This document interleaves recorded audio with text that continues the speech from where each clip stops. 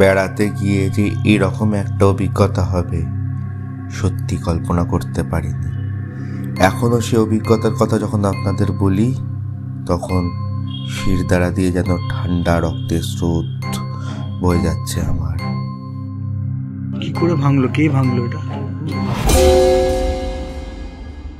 চলুন নতুন একটা যাত্রার গল্প শুরু করা যাক। এখানে আছে জঙ্গল, এখানে আছে ইছামতি নদীর ধার, এখানে আছে কুখ্যাত নীল সাহেবের কুঠি। আমাদের এবারের গন্তব্য মঙ্গলগঞ্জ, উত্তর 24 পরগনায় ইছামতি নদীর ধারে একটা ছোট্ট সুন্দর গ্রাম। আপনি খুব সহজেই রানাঘাট, চাকদা কিংবা বনগা থেকে পৌঁছে যেতে পারেন এই মঙ্গলগঞ্জে। জঙ্গল, নদী আর ভৌতিক অভিজ্ঞতা নিয়ে আজকের গল্প বাউন্ডুলে অর্কর সাথে।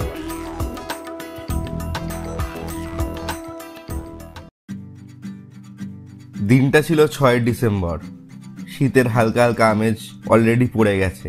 ঘুম কাতরে আমি সকাল 5টায় অ্যালার্ম দিয়ে উঠে এই ঠান্ডায় চান করে রেডি হয়ে ঠাকুর নমস্কার করে, বাবা যেহেতু অত বড় ঘুমাচ্ছিল তাই জাস্ট মাকে টাটা বলে বেরিয়ে গেছিলাম বাড়ির থেকে।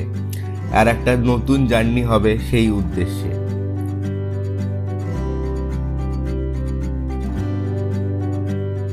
প্রথমে অটো ধরে আমি চলে যাবো সিথির মোড়ে। শীতকালের ভোর সত্যিই যেন একটু অন্যরকম।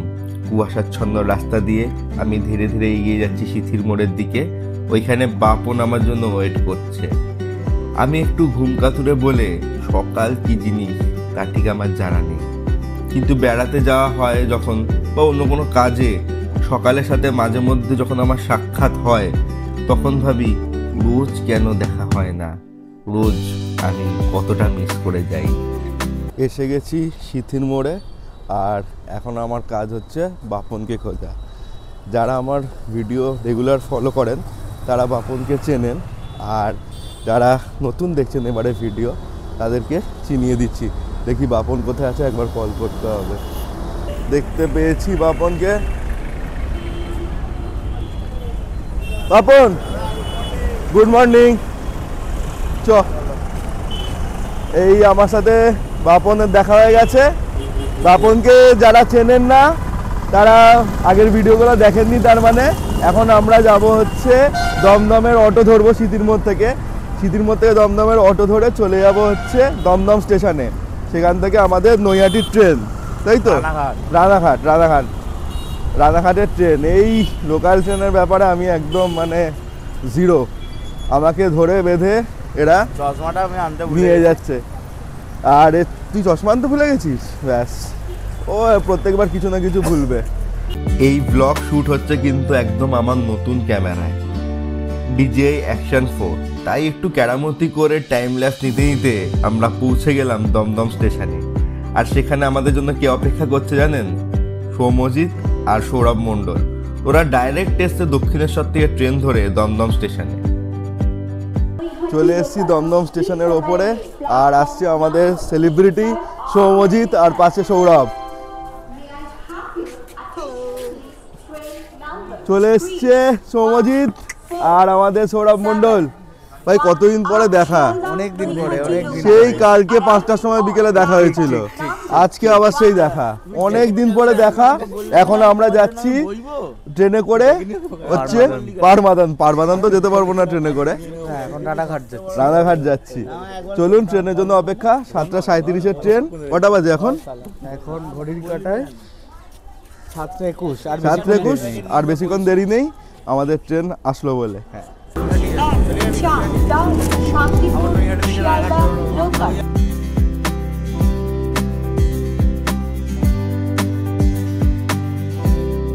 উঠে গেছি ট্রেনে, আমাদের কৃষ্ণনগর লোকালে উঠে গেছি।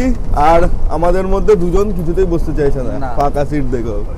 ওরা ওই যে দেখুন দরজার সামনে দাঁড়িয়ে আছে, নিজেদের মতো গল্প করছে, আমরা আমাদের মতো বসে আছি। আরো কিন্তু লোক ওঠা বাকি আছে আমাদের, আরো দুজন। একজন উঠবে হচ্ছে বেলঘরিয়া থেকে, একজন উঠবে শিয়ালদা থেকে, তার নাম রাজু দা। পকেট পরোটা কটা জানো টাকায়? 3টে পরোটা। 3টে পরোটা 20 টাকা। 20 টাকা বোধ হয়, আমি জানি না। আমার লোকাল ট্রেনে বরাবরের অ্যালার্জি। কোথাও লোকাল ট্রেন করে সাধারণত আমি যেতে চাই না। চাঁদের যেরকম কলঙ্ক থাকে, আমার ট্রাভেলার জীবনে এটাও সেরকম কিছু একটু ধরে নিই। সুন্দরবনের ভিডিও যারা দেখেছেন তারা জানেন আমি লোকাল ট্রেনে না গিয়ে উবের করে গেছিলাম ক্যানিংয়ে। আর এবারে আমি প্ল্যান করেছিলাম বাসে করে চলে যাব বনগা, কিন্তু দেখলাম অনেকটা বেশি সময় লাগছে, আর অন্য কিছুভাবে গেলে এক থেকে একটু বেশিও খসবে, তাই রাজি হয়ে গেলাম লোকাল ট্রেনে যাওয়ার জন্য। ভাগ্য আমার ভালো যে একদম ফাঁকা পেয়ে গেছি ট্রেনটা। ও, ভাগ্য ভালো বললাম, আসলে তখনও তো জানি না যে আমাদের ভাগ্য কি গল্প লিখে রেখেছে এই ট্রেনে। প্রথমে বেলঘড়িয়া থেকে উঠলো অভিজিৎ দা, আমাদের মধ্যে সিনিয়র মোস্ট, আর তার কিছুক্ষণ পরেই ব্যারাকপুর স্টেশন থেকে উঠলো আমাদের সৌভিক। ব্যাস, আমাদের টিম কমপ্লিট। আড্ডা আরো বেশি জমে উঠলো। 3টে পরোটা, আনলিমিটেড তরকারি, একটা সেদ্ধ ডিম, কাঁচা লঙ্কা, মাত্র 30 টাকা। আর আমাদের সাথে বেড়াতে যাওয়ার সময় সৌম্য থাকা মানে গান যে কোনো সময় ওকে গাইতে হবে, তাই ওকে গিটার হাতে বসিয়ে দিলাম আমরা সবাই মিলে। গান, গল্প, আড্ডা, মজা একদম চরম মুহূর্তে।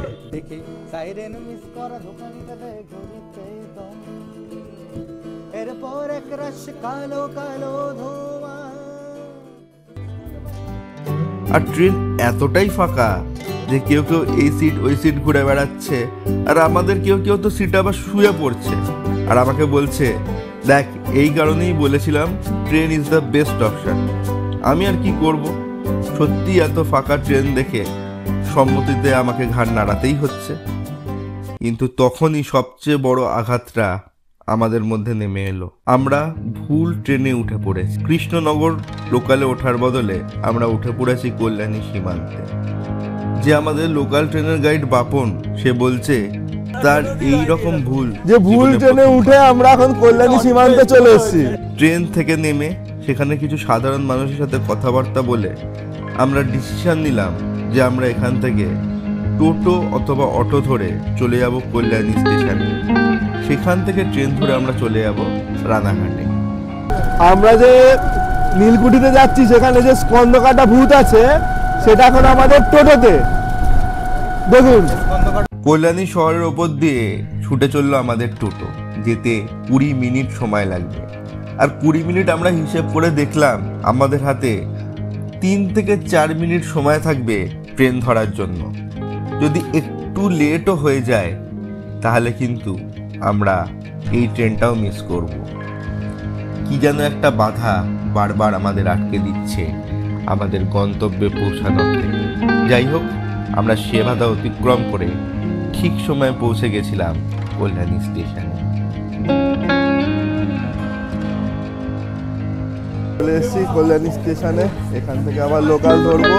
এখন বাজে 9:11, আর আমাদের ট্রেন আছে 9:15-তে। ট্রেন চলে এসেছে, আর আগের বারের থেকে শিক্ষা নিয়ে আমরা একটু লোককে জিজ্ঞাসা করে উঠে বললাম ট্রেনে। ট্রেনটা সামান্য একটু ভিড় ছিল। যারা লোকাল ট্রেনে রোজ যাতায়াত করেন তারা যদি দেখেন আমি এটাকে ভিড় বলছি, তারা বলবে, বাবা তুমি আর লোকাল ট্রেনে অন্তত কোনোদিনও যাতায়াত করো না। যতই বাধা আসুক, আমাদের হাসি ঠাট্টা কিন্তু কমে না। এই ট্রেনে উঠেও সেটা বন্ধ হলো না। আমরা যে এর আগে একটা ভুল ট্রেনে উঠে কল্যাণী সীমান্তে পৌঁছে সেখান থেকে আবার টোটো ধরে কল্যাণী স্টেশনে এসে অন্য একটা ট্রেনে উঠেছি, সেটা কিন্তু আপনি আমাদের কারুর মুখ দেখলেই বুঝতে পারবেন না। আমরা যখন একসাথে জার্নি করি, জানি জার্নিতে একটু আধটু ভুল হতেই পারে, একটু আধটু বাধা আসতেই পারে। সেসব বাধা কাটিয়ে আমরা পৌঁছাবই আমাদের গন্তব্যে। আমরা নেমে গেছি রানাঘাট স্টেশনে। এবারে এখান থেকে চলে যাব আমরা ডিরেক্ট আমাদের ইচ্ছেকুটি যে রিসর্ট আছে ওইখানে। অটো বলা আছে, অটো অলরেডি এসে দাঁড়িয়ে আছে। আমাদের যেহেতু ট্রেন ভুল হয়েছে, তো সেই কারণে আমাদের লেট হয়ে গেছে আসতে কিছুটা। আমরা রানাঘাট স্টেশনে নেমে আমাদের আগে থেকে বুক করা অটোর চালককে ফোন করে জিজ্ঞাসা করলাম যে সে কোন দিকে দাঁড়িয়ে আছে। সে যে জায়গার কথা বলল, সাবওয়েতে আমরা জিজ্ঞাসা করলাম কিছু মানুষকে। তাদের নির্দেশিত দিক অনুসারে সাবওয়ে দিয়ে উঠে দেখি যে আমরা ভুল জায়গায় আবার চলে এসেছি। আমাদের অপর প্রান্তে যাওয়ার কথা, আবার বাধা। কেউ যেন আমাদের বারবার বারণ করছে ওখানে না যাওয়াই ভালো। আবার আমরা ভুল রাস্তায় চলে এসেছি। সাবওয়ের যে রাস্তা দিয়ে উঠেছি, জিজ্ঞাসা করেই উঠেছিলাম লোককে, কিন্তু সেটা ভুল। উপরে উঠে অটোওয়ালাদের যখন জিজ্ঞাসা করলাম তখন বুঝতে পারলাম যে ভুল জায়গা থেকে এসেছি। এখন আবার সাবওয়েতে নেমে আমরা চলে যাচ্ছি অপর প্রান্তে, একদম উল্টো দিকে। আমরা সাবওয়ের অপর প্রান্তে গিয়ে কিছু দূর হেঁটে অবশেষে দেখা পেলাম আমাদের অটো চালক দাদার। তার নাম যাক, কি? এই বাধাও কিন্তু তাহলে আমরা অতিক্রম করতে পেরেছি। একটু খাওয়া দাওয়া করবো। সকাল থেকে কিচ্ছু খাওয়া হয়নি, তাই আমাদের অটো চালক দাদাকে বারবার করে বললাম, দাদা একটা জায়গায় একটু দাঁড় করা, প্রচন্ড খিদে পেয়েছে। সকাল থেকে রাজুদার পকেট পরোটা গল্প করতে করতে খিদে যেন আরো দ্বিগুণ হয়ে গেছে। অনেক বলার পরে দাদা আমাদের কথা শুনে একটা জায়গায় গাড়ি এনে অবশেষে দাঁড় করালো। এটা একটা মিষ্টির দোকান, এখানে কচুরিও পাওয়া যাবে। তো চলুন আগে খেয়ে নিই, খেয়ে নিয়ে মঙ্গলগঞ্জের বাদবাকি গল্প আবার আপনাদের বলছি। রাজুদার পকেট পরোটা খেতে কেমন জানি না, তবে এটা বেশ সুস্বাদু ছিল। আমরা খেয়ে আবার অটোতে উঠে বসলাম। আর আসার সময় আমরা বারবার আলোচনা করছিলাম কি করে আমরা এত ভুল করছি। ভুল ট্রেনে উঠে পড়ছি, সাবওয়ে দিয়ে ভুল জায়গায় পৌঁছে যাচ্ছি। কিন্তু খেয়ে দিয়ে যখন আমরা অটোতে উঠলাম, আমাদের অটো যখন একটু এগোলো, তারপর গ্রাম বাংলার যে রূপ আমাদের সামনে এলো, এর আগে বারবার দেখেছি, আর যতবার দেখেছি ততবারই নতুন লাগে। গ্রাম বাংলার সেই রূপসী রূপ দেখে আমরা সত্যি আমাদের সব ভুলের কথা ভুলে গেলাম। নীল আকাশ, সবুজ প্রান্তর, লম্বা লম্বা তাল গাছ, কখনো কলা গাছের সারি, কখনো নাম না জানা গাছ, তার মধ্যে দিয়ে অটো এগিয়ে চলেছে আমাদের। সব কিছু মিলে যেন আমাদের গ্রাম বাংলা এতটা সুন্দর। মাঝে মাঝে বলে উঠছি, দেখ দেখ ওই জায়গাটা কি সুন্দর লাগছে, আকাশের নীল রং আর সবুজ প্রান্তর, কি সুন্দর কন্ট্রাস্ট, কি ফটোজেনিক জায়গা। এক একটা জায়গা নতুন নতুন ক্যানভাসের মতন, তুলির টানে সুন্দরভাবে নিখুঁত রং দিয়ে আঁকা গ্রাম বাংলার এই শোভা। এই শোভা দেখার জন্য যেন যে কোনো জায়গায় বারবার ছুটে যেতে পারি। আমাদের অটো প্রায় পৌঁছেই গেছে আমাদের রিসর্ট ইচ্ছে কুটিরের সামনে। মাঝখানে রাস্তার অবস্থা একটু খারাপ হওয়ার জন্য অটো আটকে গেছিল, আর তার জন্য একটু নামতে হলো। তারপর অটো আবার এগোনোর পরে অটোতে উঠে বসলাম এবং তার কিছুক্ষণের মধ্যেই পৌঁছে গেলাম আমাদের রিসর্ট ইচ্ছে কুটিরের সামনে। আমরা এসে উপস্থিত হয়েছি আমাদের যে রিসর্ট বুক করা ছিল ইচ্ছে কুটির। আপনাদের সমোসা কটেজগুলো দেখালাম যেটা আমরা বুক করেছি, এইগুলো হচ্ছে সমোসা কটেজ। ভেতরটা আপনাদের দেখালাম। এই কটেজেই আমরা থাকবো, আর এই হচ্ছে আমাদের রিসর্ট। আপনারা কিন্তু এই ঘরগুলো বুক করতে পারেন। এখানে 3টে সমোসা কটেজ আছে, তো আমরা 3টেই বুক করেছি। 6 জন আছি, 2 জন করে থাকবো প্রত্যেকটা কটেজে। এইগুলো আমাদের পড়েছে 1500 টাকা করে। আর বাদবাকি কটেজের কি দাম আছে, কি রেট আছে, সেইগুলো আমি আমার ডেসক্রিপশন বক্সে দিয়ে দেবো, সেখান থেকে একবার চেক করে নেবেন। এখানে যে প্যাকেজটা হয় সেটা কিন্তু 3 বেলার খাওয়া নিয়ে, মানে আমাদের আজকের লাঞ্চ, তারপরে ডিনার, আর পরের দিনে ব্রেকফাস্ট, আর টিফিনও থাকবে। আর এখানে যে এর মধ্যে ইনক্লুড থাকে হচ্ছে ইছামতিতে বোটিং, আর হচ্ছে রাত্রিবেলা কাটা সাহেবের কুঠি, যেটা নীলকুঠি, সেইখানে একটা এক্সপিডিশান, একটা রোমাঞ্চ। তো চলুন এখন আমি রিসর্টটা দেখাচ্ছি আপনাদেরকে, একবার দেখে নিন। যদি পছন্দ হয় অবশ্যই কিন্তু এখানে স্টে করতে পারেন।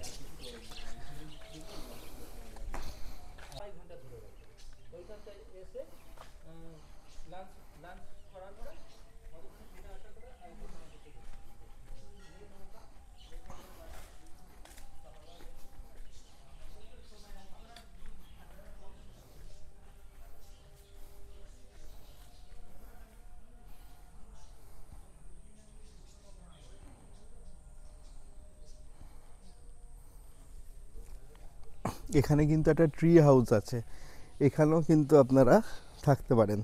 ট্রি হাউসের কী কস্ট আছে সেটা থাকবে আমার ডেসক্রিপশন বক্সে।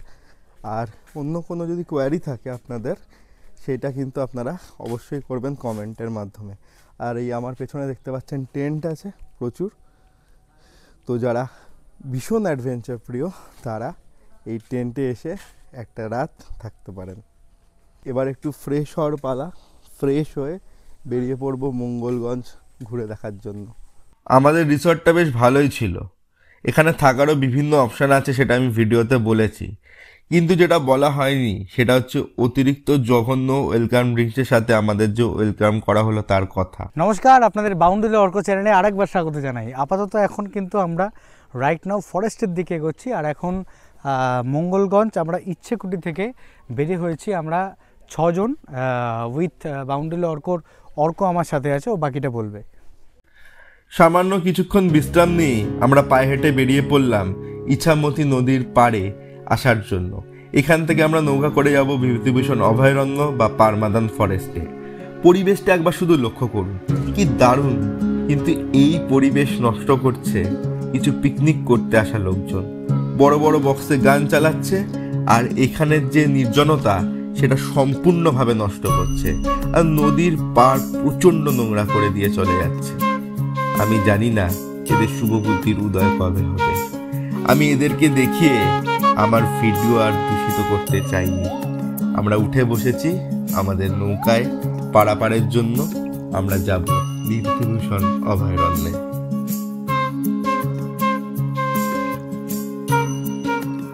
নদী পেরিয়ে অনেক দূর, আমরা এখন রয়েছি পারমাদান বিভূতিভূষণ অভয়ারণ্যের দিকে।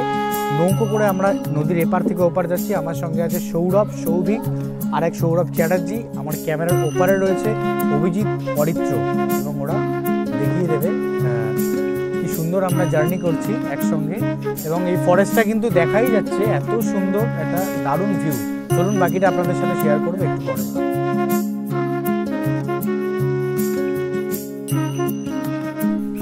নদী পেরিয়ে আমরা এখন বিভূতিভূষণ অভয়ারণ্যের ভেতরে প্রবেশ করে গেছি। এই পাশে দেখছেন ফেন্সিং করা আছে, আর এই পাশে আমরা জঙ্গলের পাশ দিয়ে এগিয়ে চলেছি। জঙ্গলে হাঁটার যে অভিজ্ঞতা এইখানে কিন্তু, যেটা আগেও বললাম নদী পেরোনোর আগে, এখানে আপনার হবে শান্তি মনে নিজের ছন্দে আপনি এগিয়ে যেতে পারবেন জঙ্গলের দিকে। লাইফে যদি খুব জাজমেন্টাল না হন, যদি মনে হয় যে একটা দিন যদি একটু অন্যরকম কাটে, তাহলে আপনার জীবন থেকে খুব বেশি কিছু নষ্ট হয়ে যাবে না, তাহলে কিন্তু অবশ্যই এখানে আসবেন। আমি কথা দিচ্ছি, এই জঙ্গলের চারপাশ দিয়ে যখন পায়ে হেঁটে ঘুরে বেড়াবেন, তাতে জঙ্গলের আপনি যে ফিল পাবেন সেটা কিন্তু অন্য কোনো জায়গায় গিয়ে পাবেন না। আমি কিন্তু ডুয়ার্স, কাজিরাঙা বা ভারতের বিখ্যাত কোনো জঙ্গলের সাথে এই জঙ্গলের তুলনা করছি না। সেগুলো ধারে ধারে অনেক বড়, সেগুলো ন্যাশনাল ফরেস্ট। কিন্তু এখানে জঙ্গলের যে ফিল্ডটা আপনি পায়ে হাঁটার সাথে সাথে পাবেন, ওপরে সবুজ গাছের পাতা, নিচে শুকনো গাছের পাতা, যা আপনার পায়ের আঘাতে মরমর শব্দে ভেঙে যাচ্ছে, পাখির ডাক, অবিরাম ঝিঝি পোকার ডাক, মাটির সোদা গন্ধ, সে আপনাকে এক অন্য জগতে নিয়ে যাবে।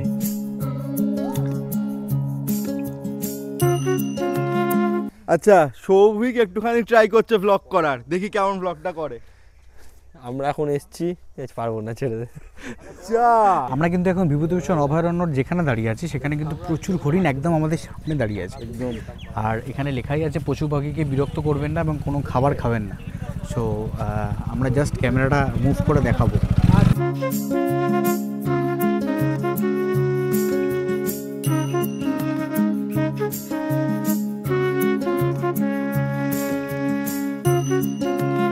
আমাদের হরিণ দেখা কমপ্লিট, কিন্তু এখনও আমাদের থেকে কিন্তু টিকিট বাবদ যে 100 টাকা আর বোটিংয়ের জন্য 20 টাকা, 20 টাকাটা দিতেই হবে। কিন্তু 100 টাকা কিন্তু কেউ চাইলো না, কাউকে দেখতে পেলাম না। টিকিট কাউন্টারও সামনে ছিল না, বন্ধ ছিল। আর এখন আমরা এক্সিটের দিকে যাচ্ছি, জানি না ওখানে কেউ থাকবে কি থাকবে না। এখানে অনেকে বাইকে করে যাচ্ছে, তারা বলছে সামনে আপনাদের 100 টাকা জমা করতে হবে ফর টিকিট, বাট আমরা কাউকে কিন্তু দেখতে পাইনি। আমরা এখন বাইরের দিকে বেরোচ্ছি, দারুণ দারুণ দারুণ উপভোগ করেছি, দারুণ, এক কথায় অসাধারণ। এখানে কিন্তু প্রচুর টিয়া পাখিও আছে, সবুজ টিয়া ভর্তি, প্রচুর টিয়া পাখি ভেতরে, দারুণ লাগছে, দারুণ। ম্যাকাও আছে, সম্ভবত ম্যাকাও, পরে কমেন্টে জানাবেন, আমি যতদূর জানি কিন্তু এটা ম্যাকাও।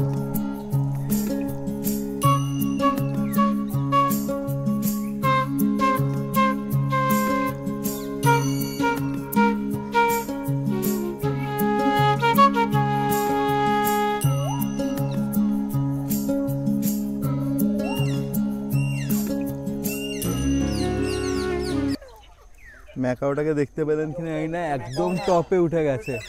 ওপরে ম্যাকাও, ওপরে ম্যাকাও সব দেখুন। ম্যাকাও দেখতে পাচ্ছেন কিনা আমি জানি না। এখানটা কিন্তু পুরো চিড়িয়াখানা, আর সামনে একটা চিলড্রেন্স পার্ক আছে, তো বাচ্চারা সাথে থাকলে এখানে খেলাধুলা করতে পারবে। স্লিপ আছে, দোলনা টোলনা আছে, সব কিছু, তো একদম সুবন্দোবস্ত। বাচ্চারা যদি সাথে আসে এখানে কিন্তু তারাও এনজয় করতে পারবে। আমি একবার এক ঝলক দেখিয়ে দিচ্ছি চিলড্রেন্স পার্কটা।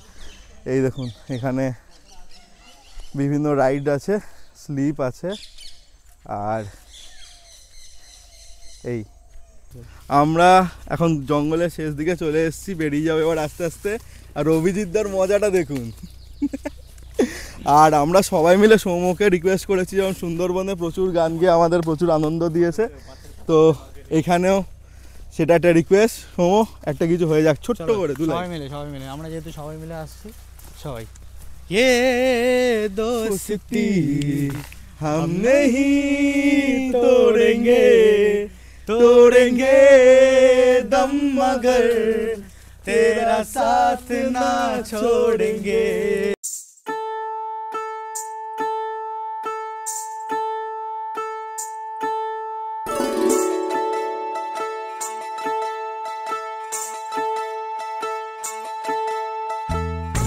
খেতে বসে গেছে চারজনে, আমি আর বাপন বাকি আছি। সোমো চামচ দিয়ে ডাল তুলে নিচ্ছে। সোমো মেনুটা বল ছোট করে। এখানে মেনু আছে ডাল, তার সঙ্গে আছে আলু ভাজা, মানে আলুর চিপস আছে, তার সঙ্গে একটা বেগুন ভর্তা আছে, পটল চিংড়ি আছে, আর সুন্দর মাছের একটা ঝোল আছে, আর সঙ্গে কাঁচা লঙ্কা আর স্যালাড। দুপুরে লাঞ্চ করার পরে আমরা সবাই একটু ঘুমের জগতে চলে গেছিলাম, কারণ সেই সকাল থেকে কিন্তু আমাদের একটু বিশ্রাম নেওয়া হয়নি। ঘুম থেকে উঠে দেখি আমাদের রিসর্ট রঙিন আলোয় সেজে উঠেছে, আর একপাশে বনফায়ারের আগুন জ্বলে উঠেছে, আর সেই বনফায়ারের আগুনে ঝলসে উঠছে বাঁশের ভেতরে থাকা ছোট ছোট চিকেনের টুকরো। সৌম্যকে আবার গিটার ধরে বসিয়ে দিলাম। এই সুযোগ তো মিস করা যায় না, এরকম সুন্দর ঠান্ডা আর সামনে বনফায়ারের আগুন জ্বলছে, তো গান তো এই সময় মাস্ট। আর আমাদের আবদারও কিন্তু ও মেটালো। দুঃখ দিলে কেমন করে এত অচেনা হলে তুমি, কিভাবে এত বদলে গেছি এই আমি, ও বুকেরই সব কষ্ট দুহাত। গান, গল্প, আড্ডা, বনফায়ার, বাম্বু চিকেন সব কিছু নিয়ে কিন্তু আমাদের সময় দারুণ কাটতে লাগলো। আর তার কিছুক্ষণ পরেই এলো সেই মাহেন্দ্রক্ষণ। আমরা এবার যাব কাটা সাহেবের কুঠিতে। এখন সময় হচ্ছে আমাদের নীলকুঠি যাওয়ার। তো কটা বাজে? এখন বাজে হচ্ছে 8:43, আর এই দাদা আমাদেরকে নিয়ে যাবে। আমাদের হোটেলের রামদা হাতে লণ্ঠন নিয়ে এগিয়ে যেতে থাকলো, আর আমরা পেছনে পেছনে। জানি না সেদিন অমাবস্যা ছিল নাকি কোনো এক মেঘ এসে চাঁদকে সম্পূর্ণভাবে ঢেকে দিয়েছিল, কারণ রাতের আকাশ থেকে এক ফোঁটা আলো এসে পৌঁছাচ্ছিল না ইন্দ্রগঞ্জের। লণ্ঠনের আলো দেখে আন্দাজ করতে করতে এগোতে থাকলাম রামদার পেছনে। আর লণ্ঠনের আলো এমনভাবে পড়ছে যেন রামদার পাই আছে, শরীরের উপরের কোনো অংশ নেই।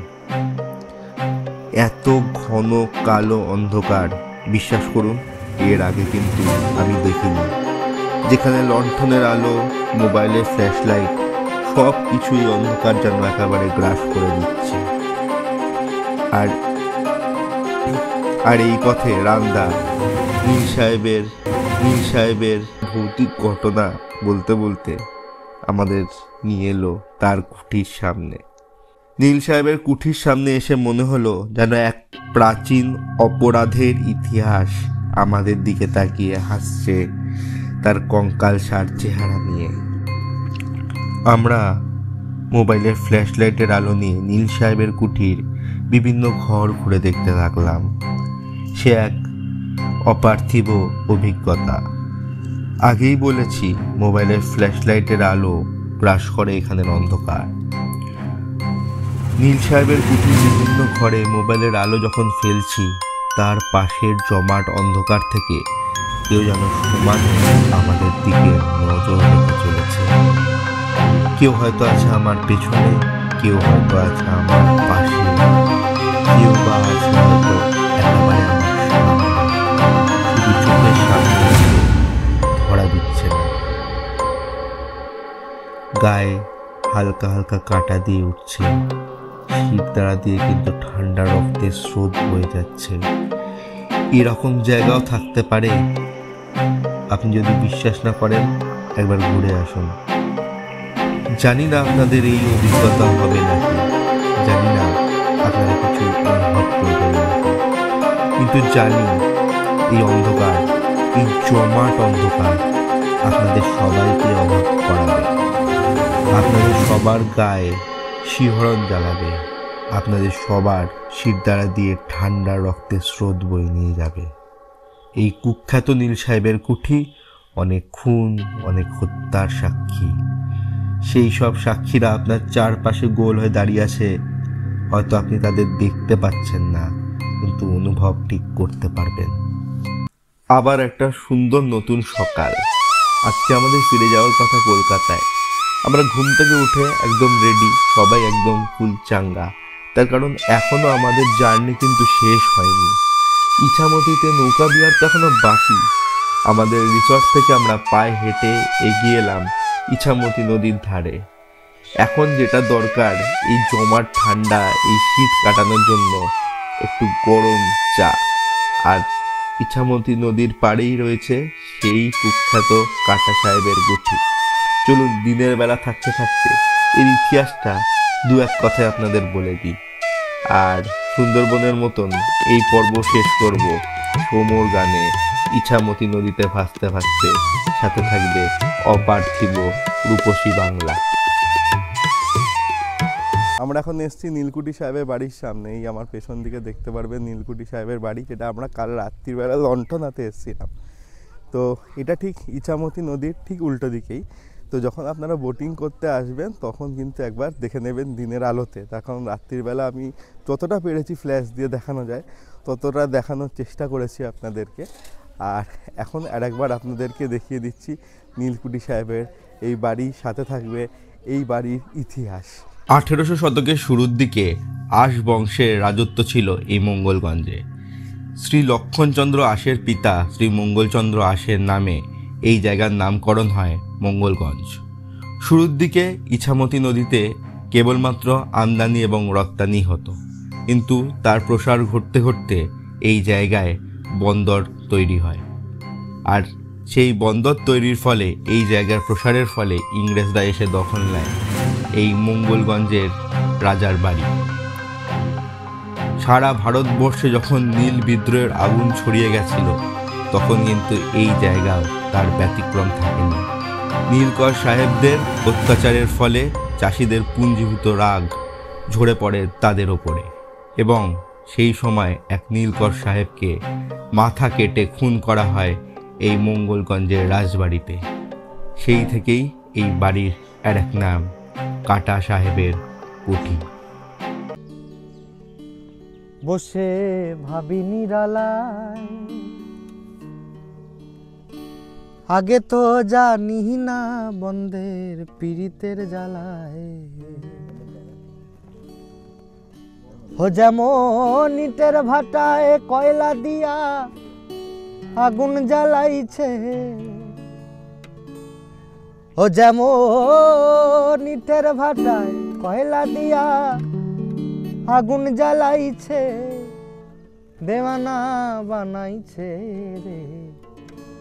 কি জাদু পড়িয়া বন্দে মায়া লাগাইছে, বন্দে মায়া লাগাইছে, পিরিতি শিখাইছে, বন্দে মায়া লাগাইছে, পিরিতি শিখাইছে, দেওয়ানা বানাইছে রে। কি জাদু পড়িয়া বন্দে মায়া লাগাইছে, কি জাদু পড়িয়া বন্দে মায়া লাগাইছে।